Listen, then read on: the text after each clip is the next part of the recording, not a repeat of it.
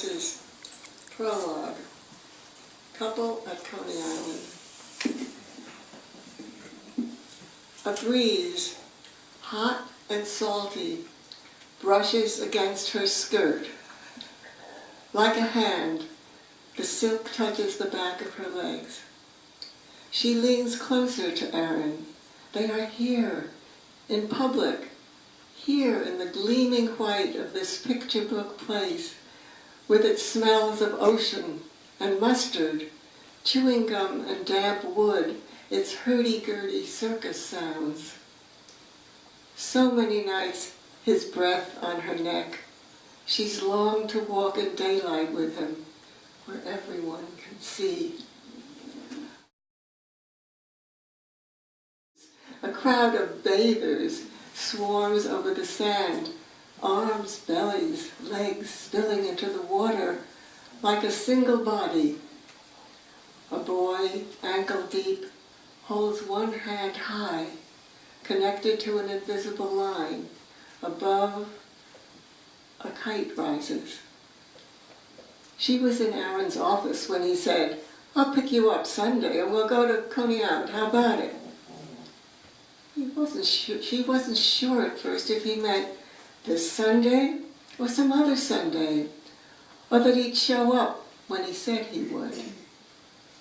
He was at his desk writing, and he barely glanced up when he talked to her. He had his look of concentration, plus something else, something hidden. He'd been through so many more years of doing and loving than she. The photo on the desk came from his other life. A wife with light hair and 2 children, a boy and a girl. She never asked about them.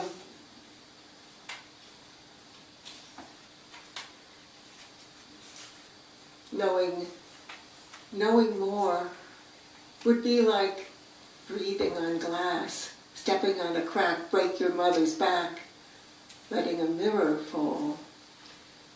And he said Coney Island as if it were a secret, a trick only he could conjure.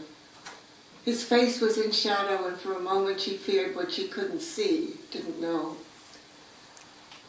Saturday, she bought a dress, spending almost her whole week's earnings.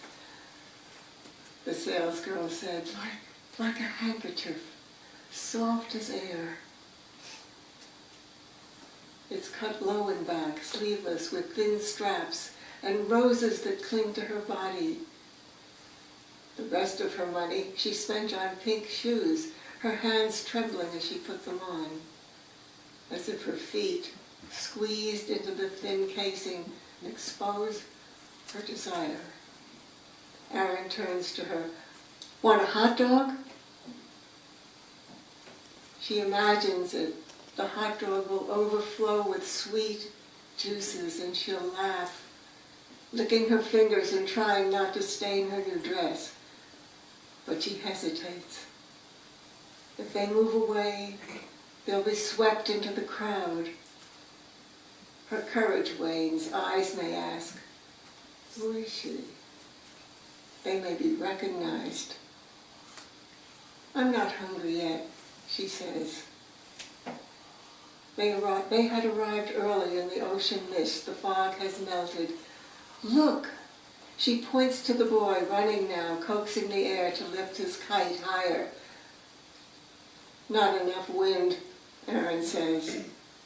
"It can't last." He takes off his jacket, hangs it on one arm, and shifts his weight so that the heat of his thigh touches hers. His arm slips around her waist. She lets her hand rest on his shoulder, exhaling slowly.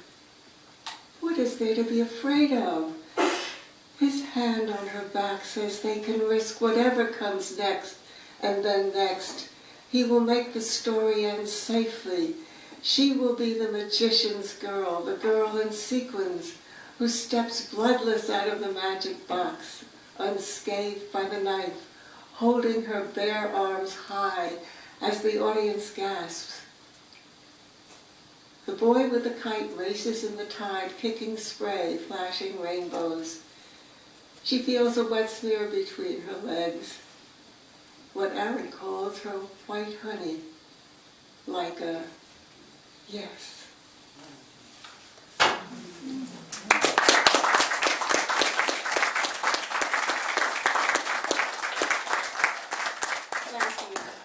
Thank you so much, and for listening. And whatever your own Coney Island may be, I wish you joy in getting there.